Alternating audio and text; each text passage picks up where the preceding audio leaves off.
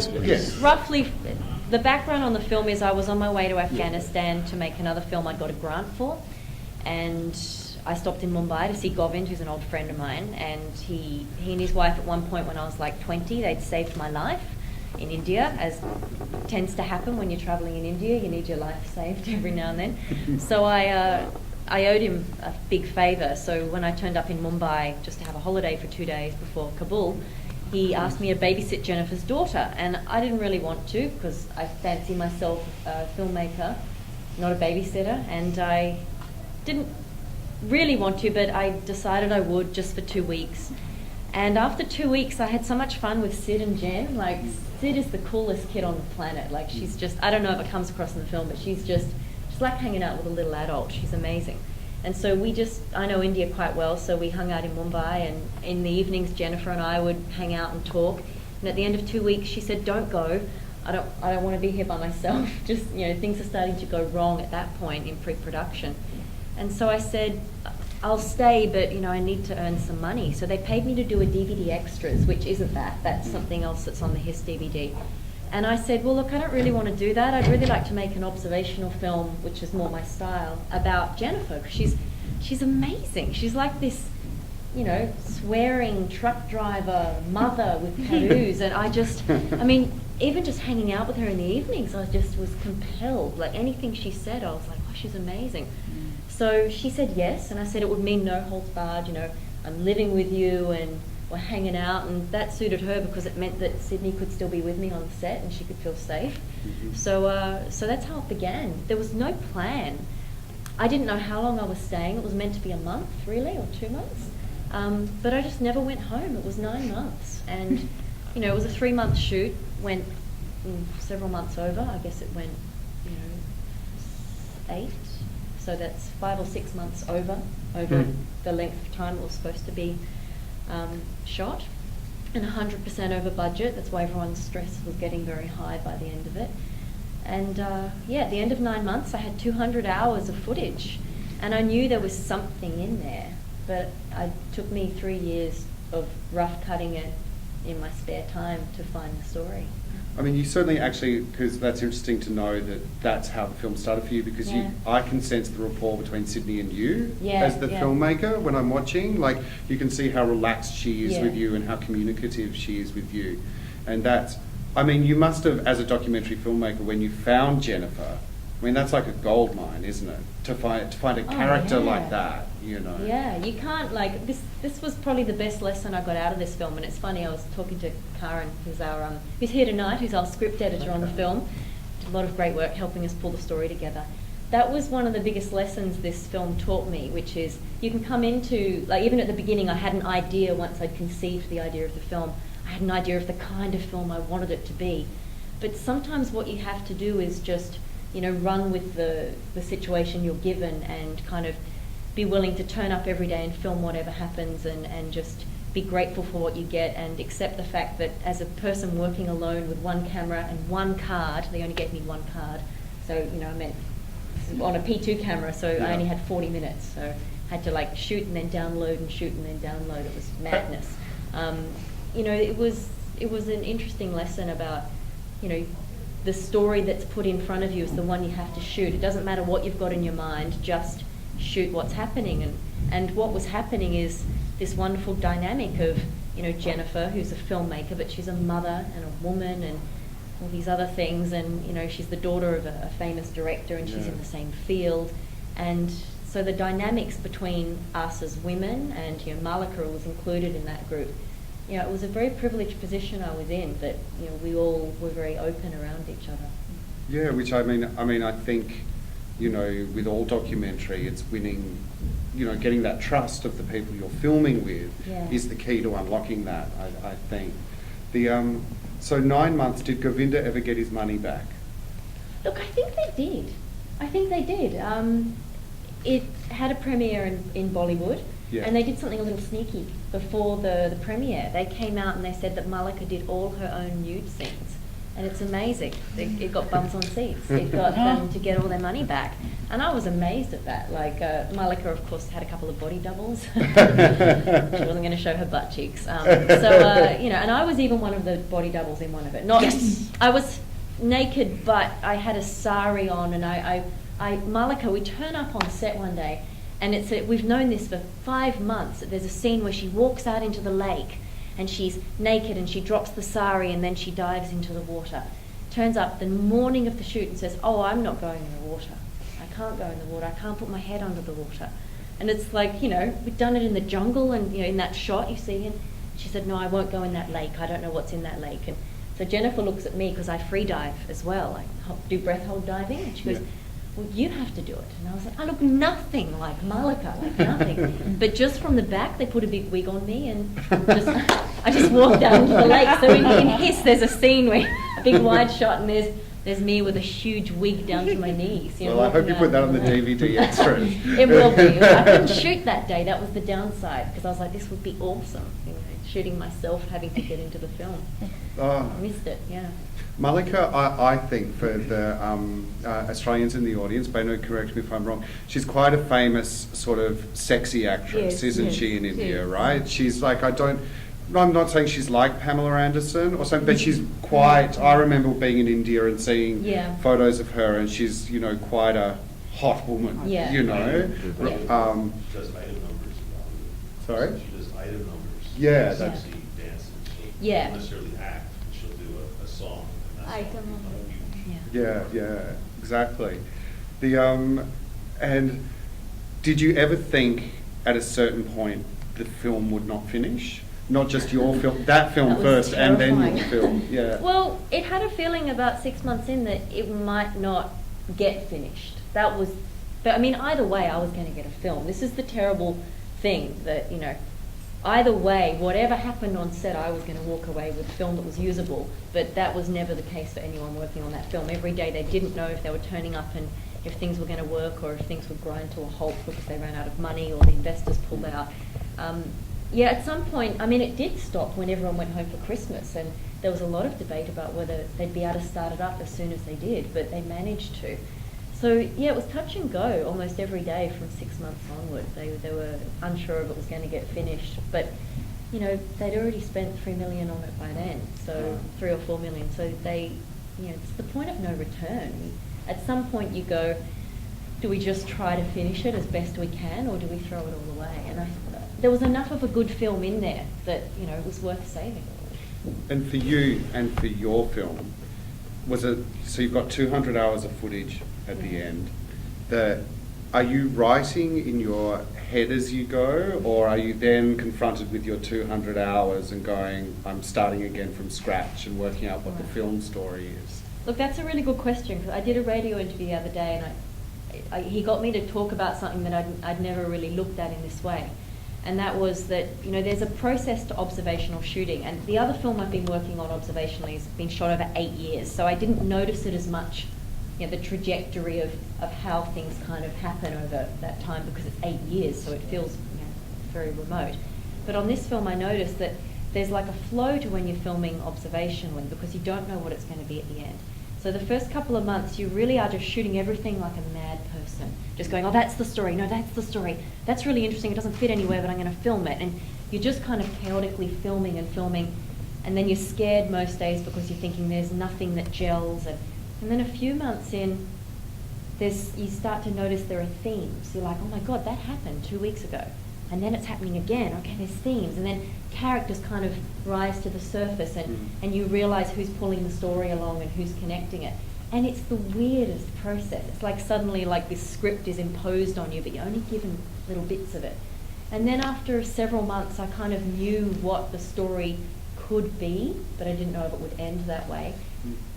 But, there is that kind of moment about halfway through where you are kind of aware of what the story will be, so then you can film with that in mind. And that's a horrifying process for any editor to cope with when they get 200 hours, because, it's 200 hours of like, I find an hour and a half story in here. So I didn't want to torture my editor, so I went away for many months, over a period of years, and sat down with the rushes and cut them down into like 20 hours of what I thought was the best story, and then from that cut it down to a 3-hour rough cut. But that took a long time, and it was always going to be a linear story. You know, she arrives in India, has trouble, then leaves India, and that's the film. But it changed every day. I mean, the thing with observational filming is it changes while you're filming because new things are introduced all the time. So it's like this constant vigilance of watching the story. And even in the edit, it changes every day. You know, we had Karen contribute to the edit. We had the editor's views, the producer's views, my views. You know, Jennifer at one point weighed in on the script in the edit and was like, I think we should like lose this and add this. And so, the script was written there. And then, okay, so that's a tricky point for a documentary maker, isn't it? When you actually allow the subject in, and to it was about her life. Yeah. So I felt, people tell you, like in film school, they'll say, don't befriend your subjects, don't let them see the edit. There's all these strange rules, and I just say, throw that out the window. If you're filming a story about someone's life, you have to have that trust. Otherwise, you're never going to get an authentic story. And I felt compelled, we got to the end of the cut, and, it was a good kind of 90-minute cut, and my editor and I watched it. I remember the first time we watched it all the way through, and we were excited, and we got to the end, and I went, oh my God, what have we done? And my editor went, what? And I said, what have we done? We've made the audience fall in love with this woman, and then she loses her film at the end, and then we leave them there. I said, we can't do this, it's terrible. Like, filmmakers come to see this film because they want to learn about, the filmmaking process, and we're giving them a bad ending. So I got on a plane the next week and went to LA and turned up at Jen's house, and I said, I'm just going to shoot, because we stayed in contact, of course. So I said, I'm going to shoot you guys for a couple of hours. Don't set up anything. I'm just going to turn up, and, we'll just freestyle it like we did in India. And that's what we got, this kind of strange, Lynch family kind of tableau, happy ending. And that was when she watched the rough cut. And I was terrified. I didn't want her to watch it, but I knew that it was my responsibility to do it. And also her dad had a film made about him, and he wasn't as privy to what was going on in the edit. And he said to Jennifer, look, just from my experience, just take a look at the edit. I know you trust this girl, but just check it out. And he was a bit protective. So because of Mr. Lynch, I had to sit down and show Jen the cut. And she kind of chewed her nails, and Sid couldn't even watch it. She was so traumatized, poor thing. And at the end of it, Jen said, I'm really shocked by how I look, and I think I sound like I'm complaining. And I was like, oh no, she's going to ask me to change the film. And she said, but look, it's your film. I want you to have, I love how you've told it. And she said, but I'm going to tell you some things. And I thought, here it comes.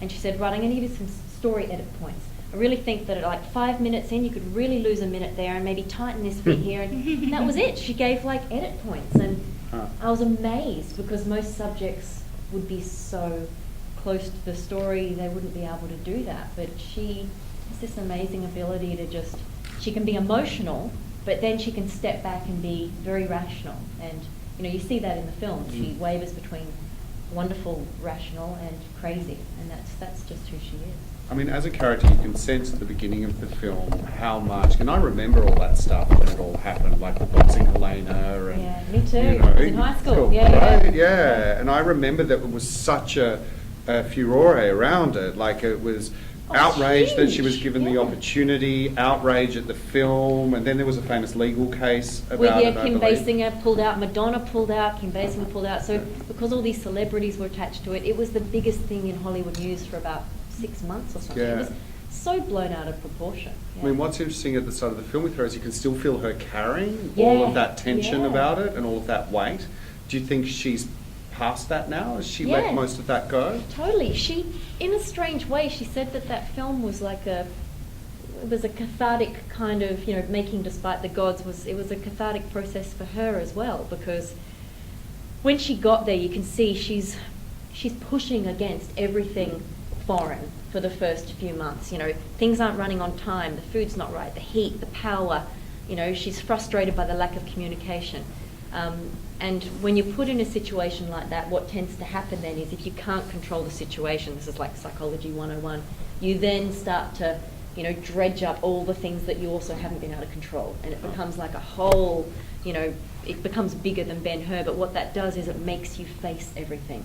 So within the first few months, she was dredging up stuff about boxing Helena. And you saw that conversation where she breaks down. She was more upset about boxing Helena than she was about what's going on, because they were starting to feel like the same thing, and her dad's failure on his third film was matching her failure, and she's tired of being known as a woman who makes schlock films, and this was her chance to make something that was different. And so it was really therapeutic for her to make this film and to kind of go through it. And at one point she just lets go of everything, and you can kind of see that about midway in the film when she dances, that she's let go of trying to control this out of control production, and she enjoys it. She actually starts laughing on set. Well, I mean, I think that's one of the things in the film, and with the Indian crew as well, is that you've also shown the delightful humour of it was fun. It was really fun. And going with the flow in a really complicated but lovely country. I'll just throw it open to you guys. Do you guys have any questions for Penny at the moment about the making of this film? There you go, Chris. So you've got Australian film production and then Indian production. What was it like, the difference from going from the two different types of way they go about producing the film? It's like India, here it's all about flow, and here it's very organised and... There's actually a term for that. I think it's I could be wrong, don't quote me on this. It's like polychronic and monochronic, or monochromatic maybe, no, monochronic. It's India and Asian countries often run on polychronic time, which means things get done, but not necessarily according to a schedule. Things get done when they get done, and everything still works, but their approach to time is different to ours, whereas ours is monochronic, which is we turn up and we get something done because that time we've reached that hour, and that was what we're meant to have done by that hour, and we finish at a certain time, and everything's very kind of organised. So that was the hardest thing. There was a big cultural clash for her when she arrives there, because she thinks nothing's being done because it's not being done in the way she's used to it being done. And everyone was working to 100% capacity, but she couldn't recognise it. She couldn't see the results that she needed to hit every day. So she panicked. And I think that's going to happen whenever you go from Western culture to to India or Asia or Africa. They have a different, they call it Shanti time in India, they call it something else in Africa. There's a different way they look at time. So. Well, no, you can see that in her massive relief to get a schedule. The happiest moment of whether or not the schedule is followed or not ever, but just to get the schedule. And that was at 6 a.m. We're all in our pajamas, including me, and she banged on my door. It was like, "We've got a call sheet." And I was like, "Well, I get the camera. God, okay, call sheet. I don't even know what that is. Okay, good." And because I'm not used to film production, I always wanted to just be a storyteller and make documentaries about people. So this was my first time ever on a film set, and I was shell-shocked. I was like, I'm never going back to another film set. And Jennifer said it's not always like this, but it was a learning experience for all of us. I wish someone had a camera on me. Actually, no, I don't wish that. I wish someone had been able to see what I was going through, because I was. We were all having a difficult time because of, the fact that working in India is not easy. But we all at the same point shifted. It was very strange, We stopped complaining and just started to say, oh my God, we're in India and we're making a film and it's amazing, and there's Bollywood dance numbers and, it's fun. Has Govinda seen your film? Yes. And how did he feel about it? Look, he didn't say anything like I love it, but he said, I'm not going to stop you making your film. And he needed to. We had a 2-hour, this was a week before Hot Docs and the world premiere in Toronto last year. And I was worried he was going to pull a legal move, and he hadn't signed his release form, so he was waiting. That's relaxing. Yes. Word of advice to any filmmaker: before you even turn on the camera, everyone signs a release form. I trusted everyone on that set, and it doesn't matter if they're your best friend. You sign a release form up front, and then you can negotiate later. But like, that was a huge mistake. It caused so much stress through the edit because we kept It's very thinking, difficult. even if we finished the film, they could shut it down. Malika hadn't signed. I mean, it was just Has she seen unbelievably it? stupid. Yes, she liked it. Awesome. Of course she did. She looks awesome in it. She comes Yeah. across as this strange but kind of liberated Indian woman who, won't take any crap. I So- love that bit when she's all of a sudden in the mud, but she's the one taking control. Yeah. What's your name? Get on the box. Yeah. Click some pictures. Well, that's like, that is what, like, it's like the old Hollywood star system. The Bollywood stars, like, they command power. Like, the crowds would part when they walked. I mean, I've never seen anything quite like it. They're really treated like gods. And, so she felt on the set, and also she was, her brother was one of the co-producers, or one of the producers. So, it was all in the family, Yeah. so that means she's kind of a silent co-producer. So, it was in her best interest to keep things moving. So she was often on set going, "Are we ready? Come on, everyone, snap, snap." And Jen wasn't used to that because that's what the director does. Yeah. So it was an adjustment for everyone, yeah. But Govind, when he saw the film, we had a 2-hour conversation where he needed to tell me everything I hadn't shown that I should have shown, and how terrible, how terrible, the experience was for him, and how betrayed he feels. And it was kind of like therapy for him as well. And then at the end of it, he said, "Penny, I'm not going to stop you making your film. You've done a great job, and I'm sending you the release form." But he needed to say all this before he was going to send it. I mean, it was Did he terrifying. feel betrayed by the documentary or by Jennifer? No, by Jen, yeah. Yeah. Yeah, because I don't know if it's clear. I had to change that last title card. What I really wanted to write was that Jennifer was asked to leave the edit, and they recut the film for a Bollywood audience, which was how I took what happened. But it's not how production sees things happen. They see it that they took over the edit because it wasn't working, and they recut it to save the film. And everyone's got a different take on it. Jennifer says she got kicked out of the edit, and they never let her back in. So everyone had a different perspective. But I had to choose a very diplomatic title card to make sure that we weren't going to get sued by anyone. But and to get your release. And to get my release. Oh, God, it's crazy. But that was the thing he wanted changed. And he felt, so what really happened is Jennifer, when she couldn't take her name off the film legally, she wasn't in the Directors Guild. I didn't know this. If you're a filmmaker but you're not in the Directors Guild, You have, what's his name, Smithy? Or yeah. whatever. Then you can technically, if you make a film and someone takes it and it's taken off you and they re-edit it and you don't want to be a part of it, you can actually take your name off it. Jennifer couldn't do that, so now she is a member of the Directors Guild. But at the time she couldn't take her name off, so she did something that she was advised to do by her manager, which is she came out publicly and said, I didn't finish the film. I shot it, I wrote it, I shot it, but I didn't finish it. And that was where the betrayal started. That's where Govind felt so betrayed, because she did it just before the Indian premiere. But you've got to see both sides. Govind was disappointed because it affected needs to sell, he needs to sell it. But Jennifer was like, "Please, I can't be attached to a film I didn't finish because I have a career at stake and I don't want to go back to cleaning houses." And so everyone had, something to lose. So it was, they haven't spoken since. Fez, you had a question? Yep. Hi, Penny. I'm Faiz. I want to know what's happened with Jennifer. Is she still making films, or? Yes, she is.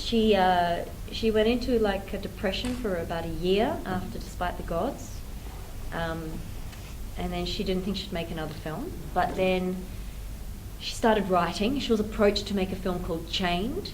She ended up co-writing it. It was a script she was given, and then she kind of changed it. She adapted the screenplay, and that did quite well at festivals. Unfortunately, it got a rating which means it couldn't be released in cinemas. It was it was a serial killer thriller again, like Surveillance, but it was really hardcore. Yeah. And great film though, really great film, but she couldn't release it in cinemas, so it did well at festivals. She won a couple of festivals with it. And now she's actually in pre-production on a film called A Fall from Grace. And that's going to be something a little different. And I'm kind of excited about that for her because, it's still her genre, which got a bit of horror, got a bit of, serial killer element to it.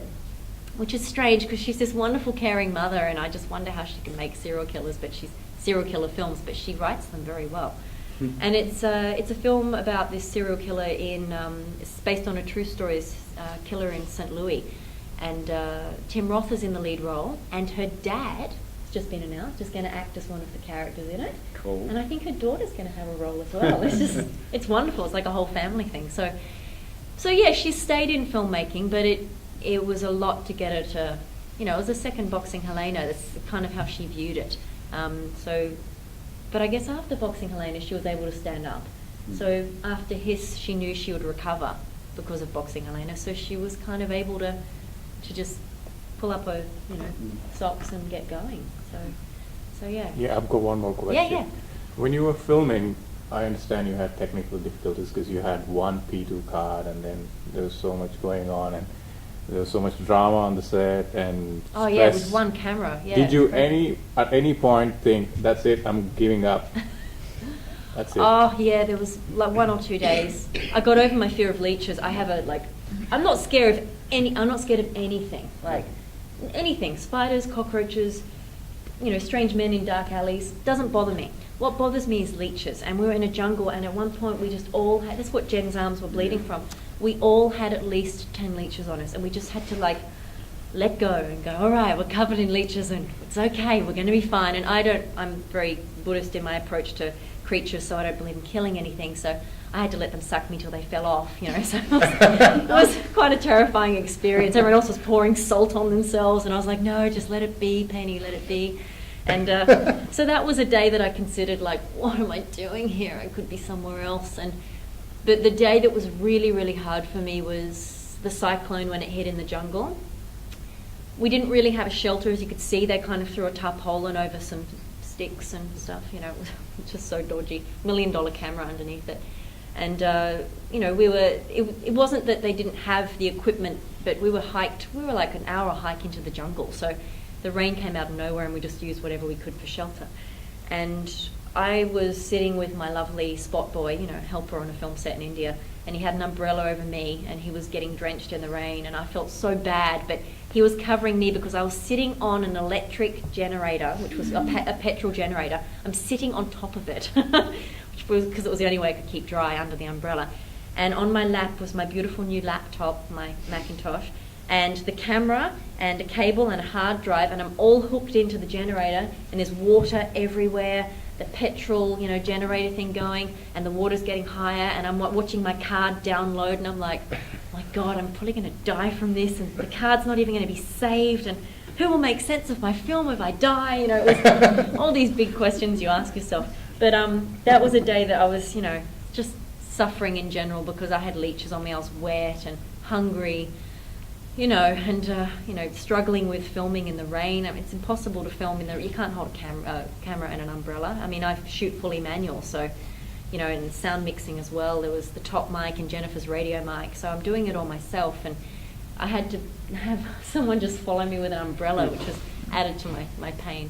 But yeah, there was many times I thought I'd had enough, but I got past the point of no return too. I was like, I've stayed here so many months, and there's something in there, and I felt compelled to tell Jen's story too, because there's a lot of private moments in the film, and people ask me, how did she let you film that? And at one point I asked Jen, because I was curious why she was letting me film her breakdown, and she said, I need a witness to this, because I'm not sure if I'm completely at fault, if I'm the crazy one, or if what's going on around me is crazy. So she said, I want you to film everything.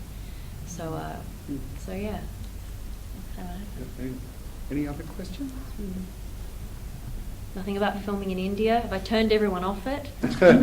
Oh, yes. What compelled her to actually write a movie about a woman who turns into a snake? It's a good question. Well, when Govind met her at a barbecue and saw Surveillance and loved it, he said, I want to make a film with you in India. You're the kind of filmmaker we want to work with. And she said, great, what do you got in mind? And he said, well, what do you think about the snake goddess? And she said, I know nothing about the snake goddess. And he said, well, it's the Nagin. It's this vengeful snake goddess that, is worshipped in temples, and shape-shifting, goes from in the Nagin legend, I think it goes from a beautiful woman to a snake.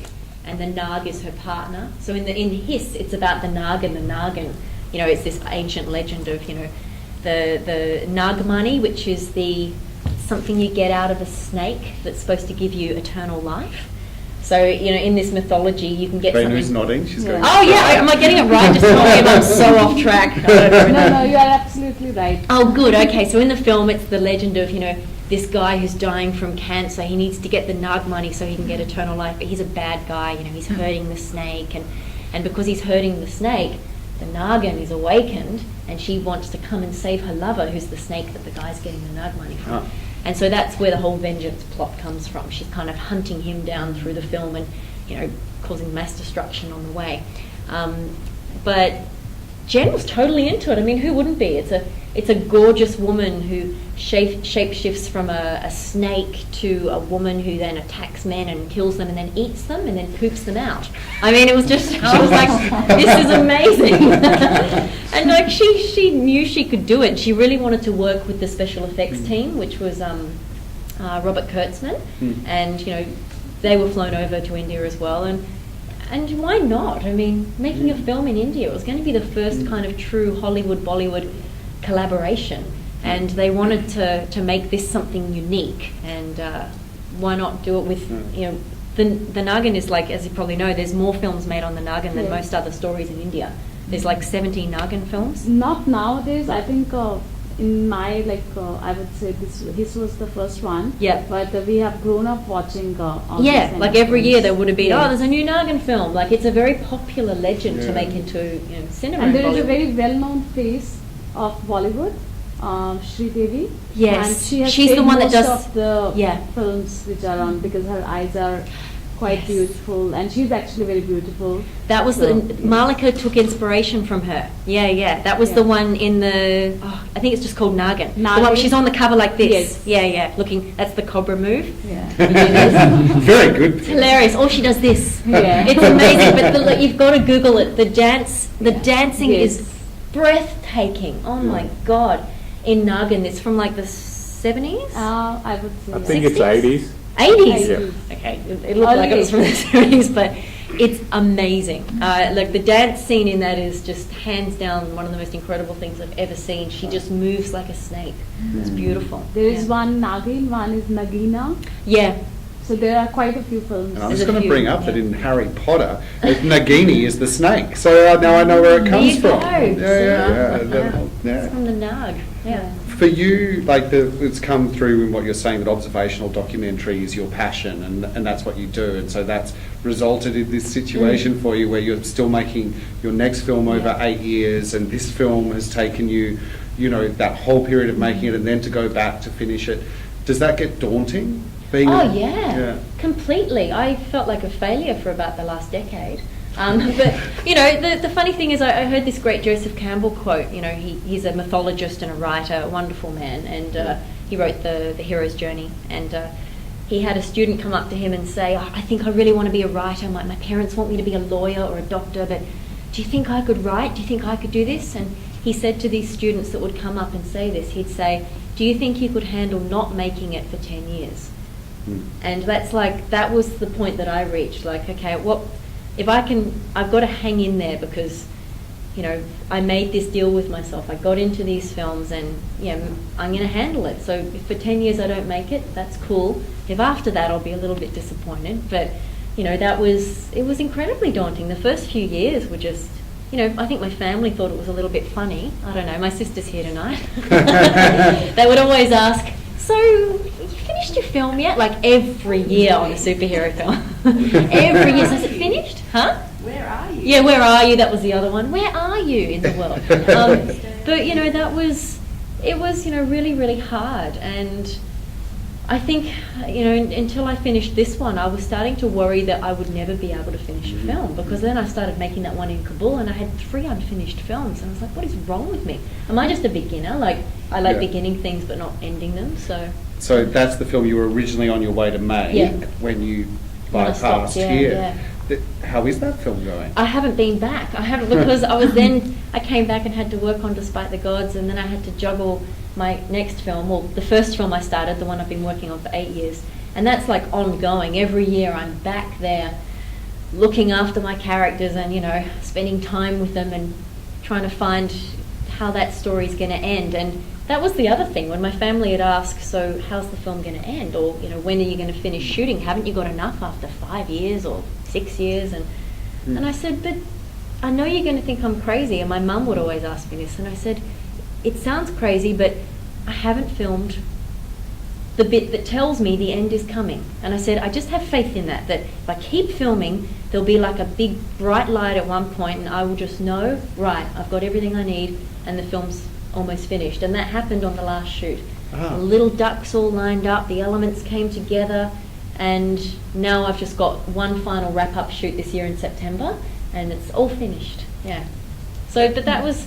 Have you been editing, or are you going to have like 300 hours of footage that you then need to put together? Actually, that was when you got like 150 hours. Can you believe it? I'm diligent. Well, it's because the subjects I'm filming are so elusive. I wasn't just able to film them every day. You should just tell everybody what that's about. Just briefly, it's about the world's first 4 real-life superheroes. So real-life superheroes are people that dress as superheroes of their own creation, often because of something that's happened in their life. They want to do something good in the world. So I've never seen their whole faces. They wear masks and costumes and go out and do good deeds. And they've been doing it for 15 to 20 years, these 4 people. And around them, this whole kind of movement sprung up of young kids going, I want to be a superhero, and they're going out and trying to take down drug lords and getting arrested. But my guys are just in their little hometowns, in their homemade baggy costumes, going out and looking after the homeless or picking up rubbish. And what's happened 20 years on is, I've been filming them for the last 8 years of that. They kind of can't ever go back to their other life. They've become this superhero. Everyone knows them as the superhero. They go grocery shopping, they hang out in the cafeterias. Everyone knows them as a superhero. Even if they want to, and one of them has a stroke and she probably has to give it up, it's very difficult for them to go back to another life, because this is who they feel they really are. They had terrible things happen to them in their lives, and putting on the costume was kind of a way of dealing with that through, being the best version of themselves, and they could begin again. They could just start at life over. But now taking off the mask if they have to, it's like starting a new life, and it's another life. So that's what I've been filming for 8 years. Completely mad. Where are they? North America. Oh. So New York, Michigan. There's an old couple in Michigan that do it together.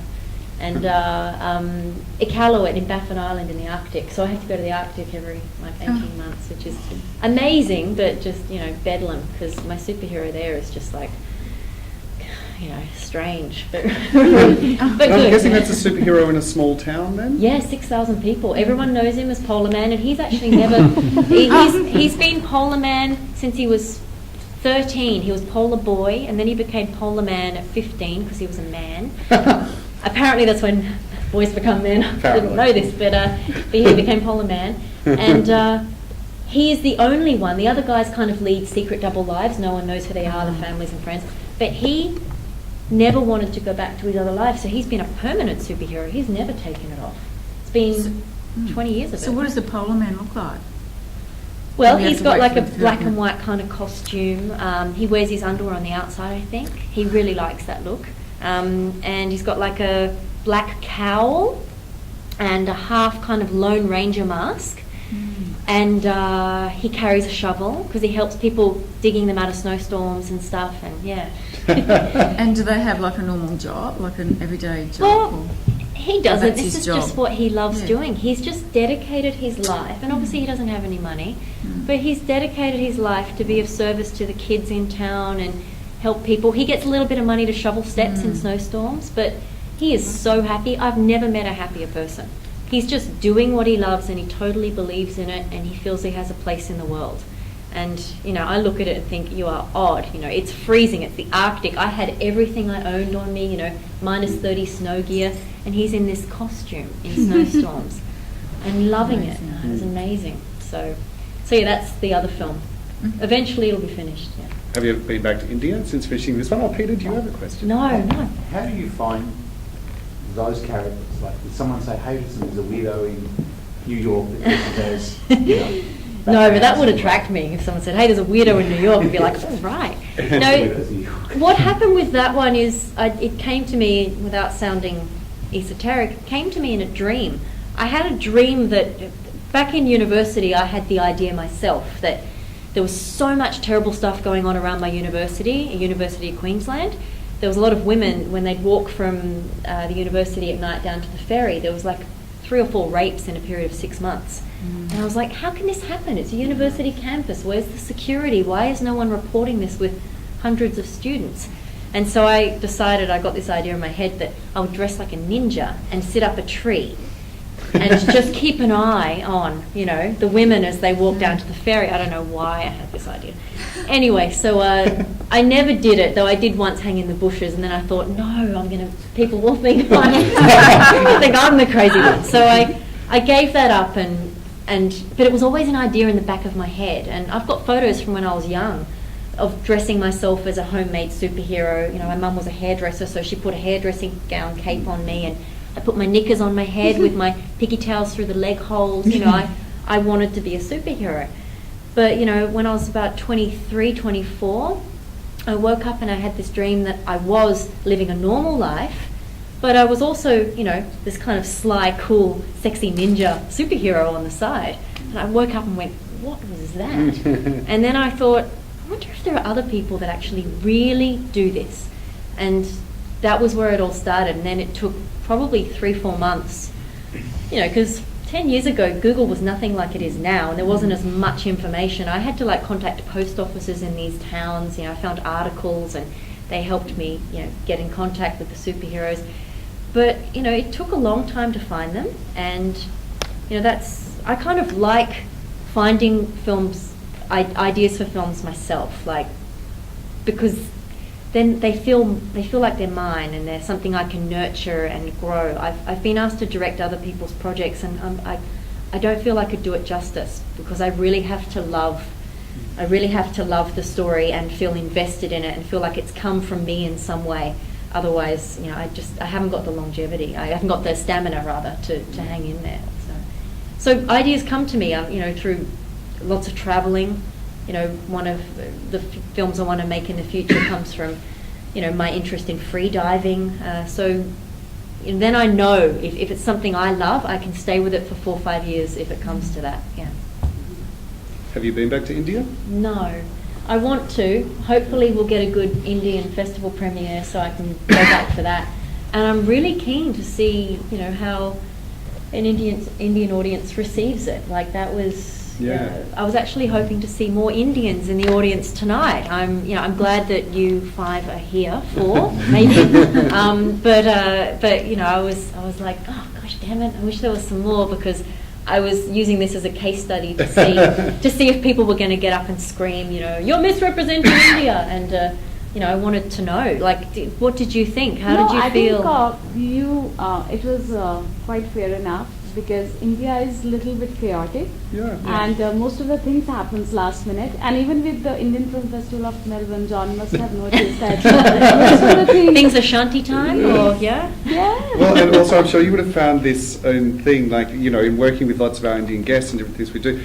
It's not about moving one person. Yeah. You have to move the group. Oh yeah. You know, so which was going back to that thing you were talking about poly and mono, which is, it's not in our linear world where one person does one thing and that's not the way. It's bringing everybody together at the same time to get the momentum to then move forward. Exactly. You know? That without knowing that, I almost feel like anyone that wants to make a film in India there should be like a little course you can do. We can sit down with some Indian filmmakers, and they go, we're just going to give you a heads up that there's going to be some things that'll feel weird, and you won't be able to pinpoint exactly what it is, but this is what it is. It's a cultural thing, and you know, the Indians won't even be aware of it. They'll just be looking at you like, why aren't you just going with the flow? And you'll be looking at them going, why can't you just tell me what's happening? And so there should be some dialogue that's created so that people can do this without pain. I saw a funny thing at the Indian Film Festival of Goa, when there was quite a high-profile Western person just standing there going, and like kind of blowing his top, like, and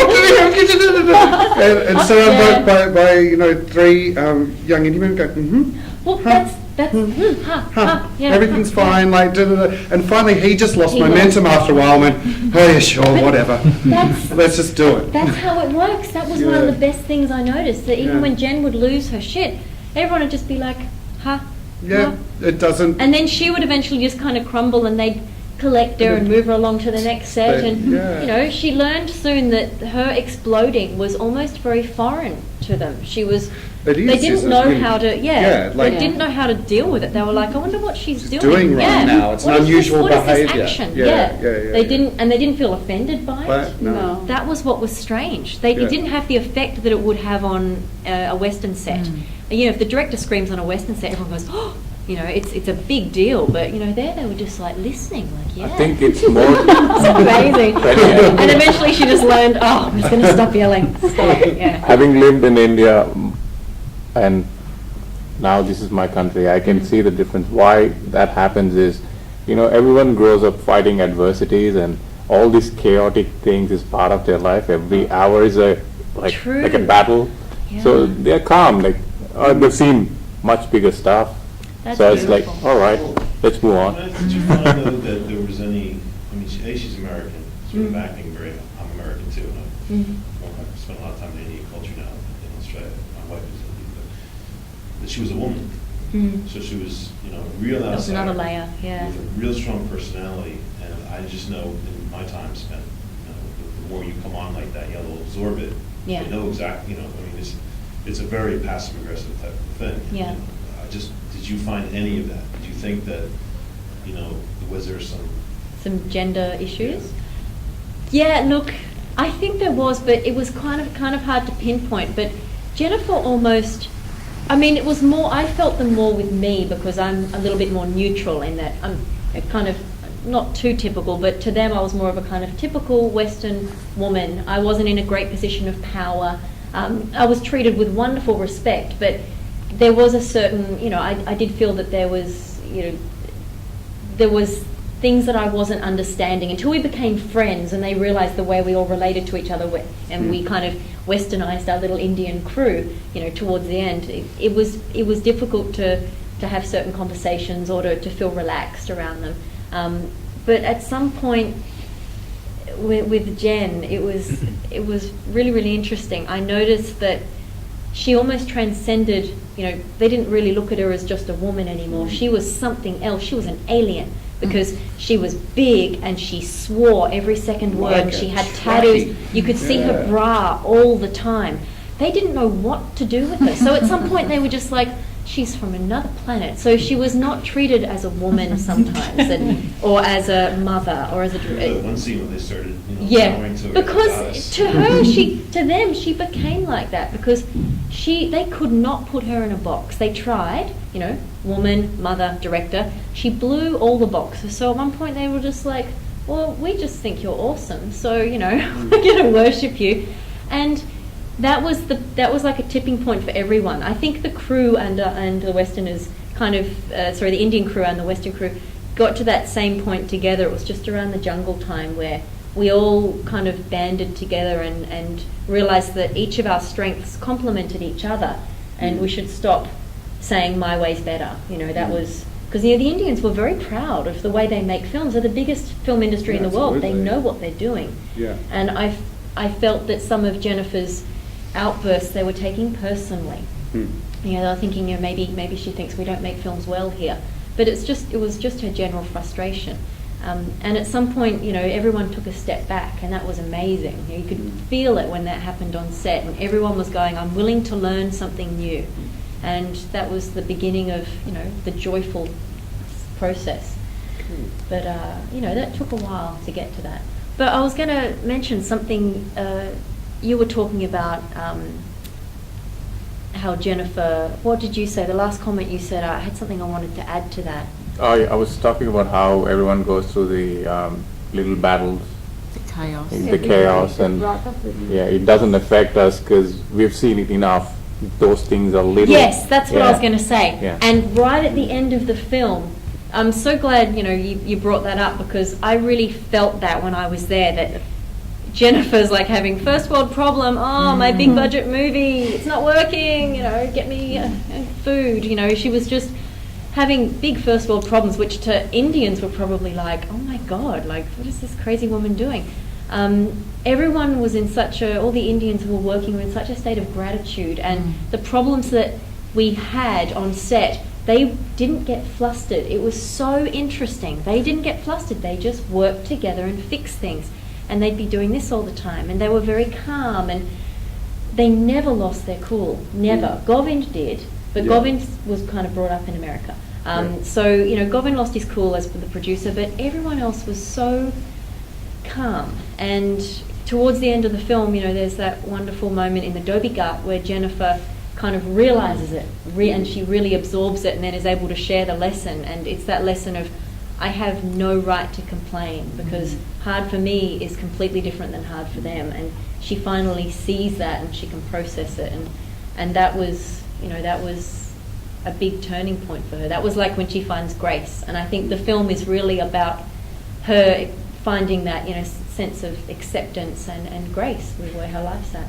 No, and I think that's it, where her life's at, which you've sewn through well in the film, which is this need, this anxiety in her that she isn't being loved, you know. So therefore, actually finding that, and finding that love maybe allows her to find all of those other peaceful things around the film.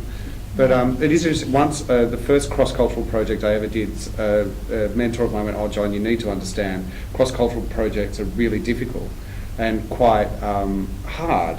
And this was just between Australia and England. And I was like, are you kidding me? It's going to be a walk in the park. It's going to be fine. And cut to 2 months later, and the Australians and the English just can't stand each other because of the way the English talk to the wardrobe girls and and this whole class system that comes in. And, you know, we're just sitting there. And so to go through the experience of even cultures that are wider apart is an extremely difficult thing, but rewarding.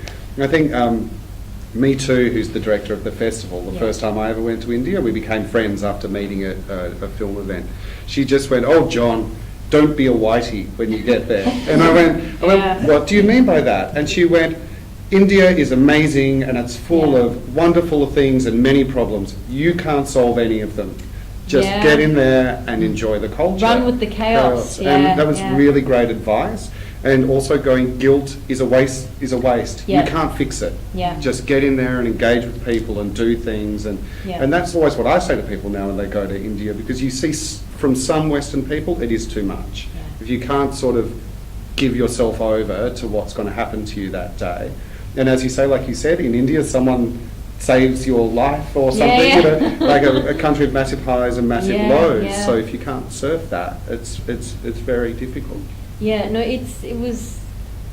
that's probably the best advice you could give anyone going to India. It is a huge culture, you know, shock, and you know, you don't know what it's going to be like till you actually get there. I mean, it's amazing, and if you can, I've been there enough times now that, you know, I just get more excited when I touch down at the airport. I'm like, oh, the air's going to smell like curry and no shumper and, you know, sewage, but that's okay, you know. It's I kind of find everything quite charming, you know, the rickshaws, you know, for the first month, and then I'm like, they're so dirty and noisy, you know. You go through these kind of, you know, stages with it. But, you know, I loved being there, and I loved, you know, working with the crew, and I met so many great people. And you're right, if you engage as opposed to kind of step back and go, oh, this is foreign and uncomfortable, and I feel guilty that, you know, this is happening. There was a woman that came up to me on the street, and she'd... I didn't know this was one of the kind of scams, and you're not supposed to give money at the traffic lights. They're trying to stop this in Mumbai, because what happens is people scar their children, or they cut a limb off because they know, you know, there's like, I don't know what you call them, like gang leaders that, you know, and they're the ones that get the money. So you're not even helping the poor person who's missing an arm. So they're trying to stop it. So, you know, you pull up at the lights and all these, like, it's just crazy, you know, babies and people without limbs and leprosy come up and knocking on your window wanting money, and it's confronting. But one day I was in a rickshaw, and I'd been, you know, an auto rickshaw, and I'd been there probably 6 months at this point. I think we're going to a shopping mall to get something really important we needed. And we stopped at this traffic light when we usually were in a car, so it was a different experience. You know, we could kind of sit there and pretend we couldn't see out the windows. But in an auto rick, you know, it's all open, and so everyone clambered around. They saw there was 3 Westerners in the rickshaw, me, Jen, and Sid.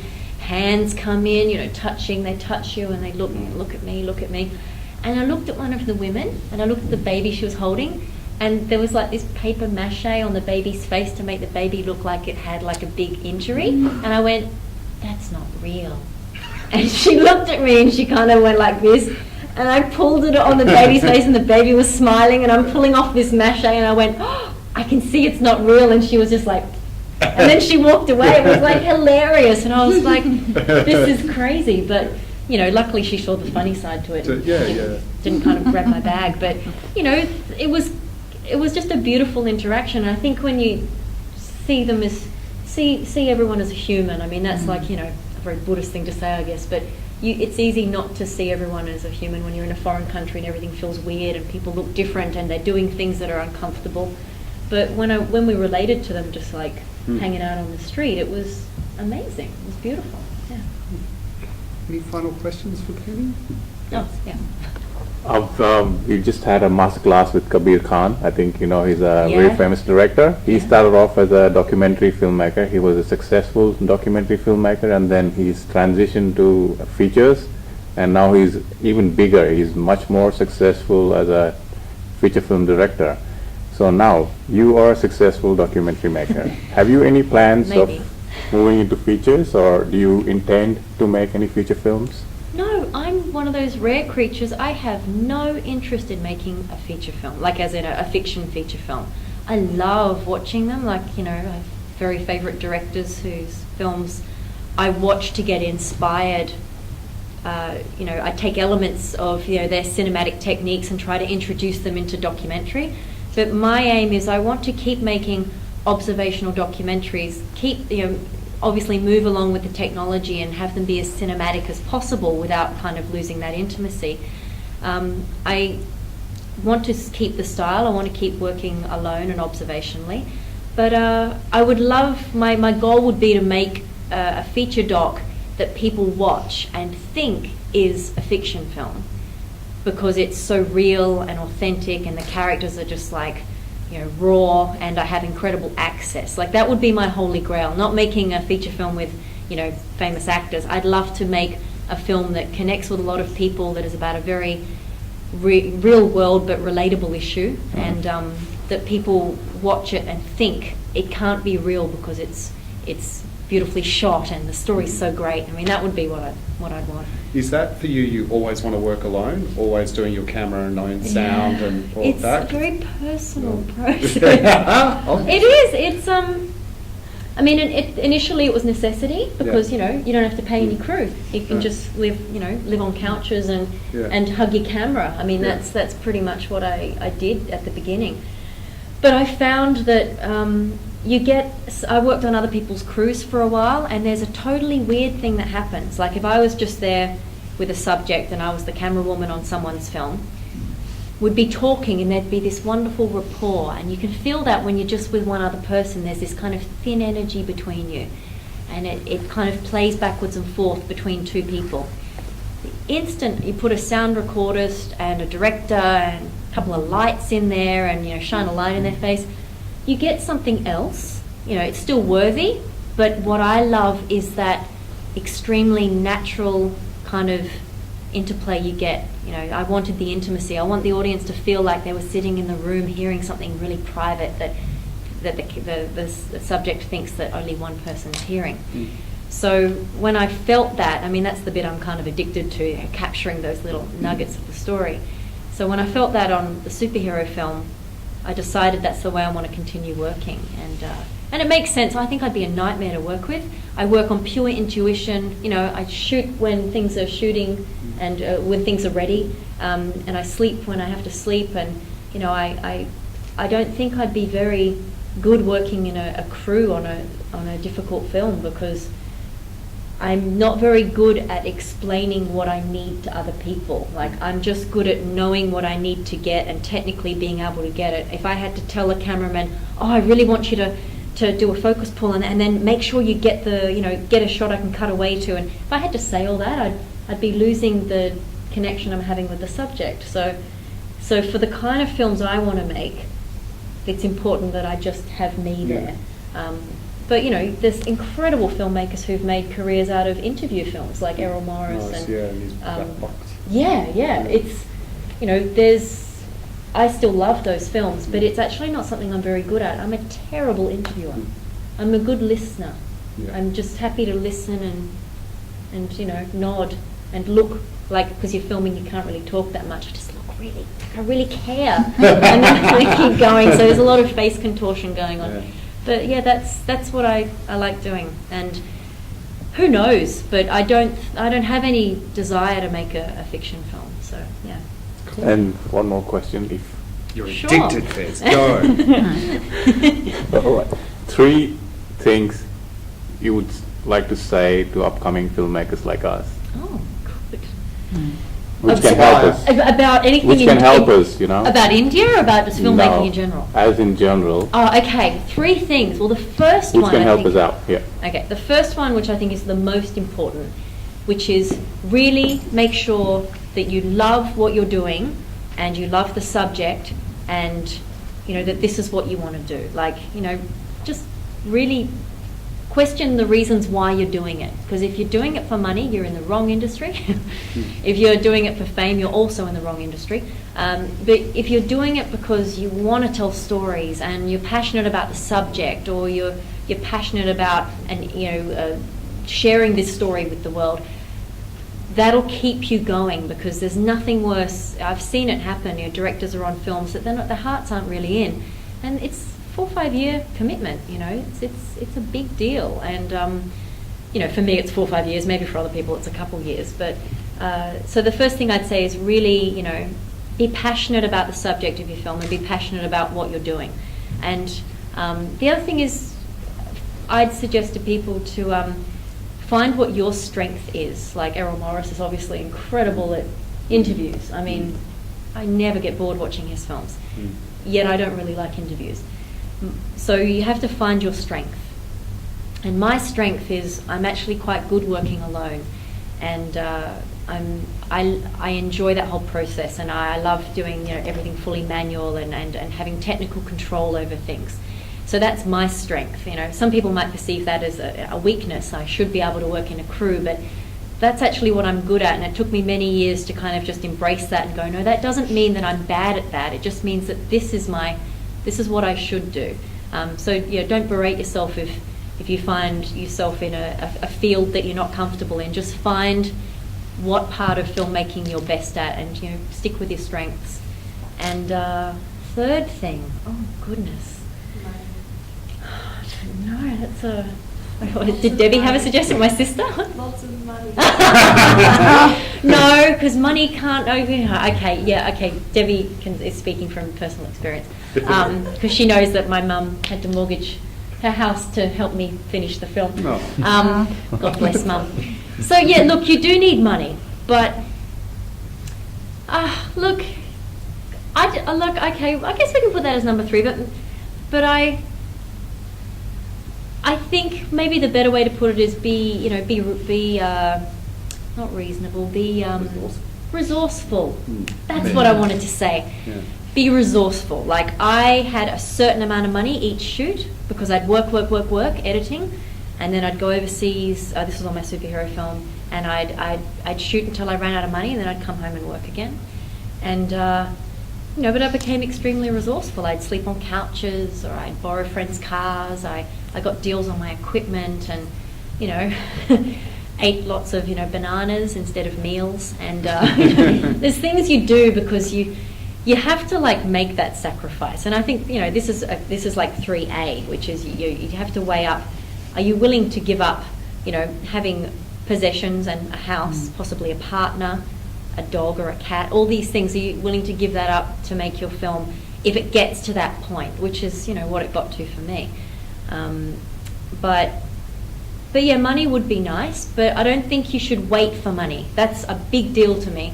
I'm really sick of seeing filmmakers not finish their film because they're sitting on their asses and they're waiting for money.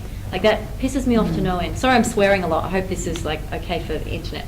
But I see it happen all the time. I have wonderful colleagues with incredible films, and they are not just getting out there, picking up a camera, just doing what they can because they're waiting for funding, and it may never come. So many people have films that just exist on hard drives.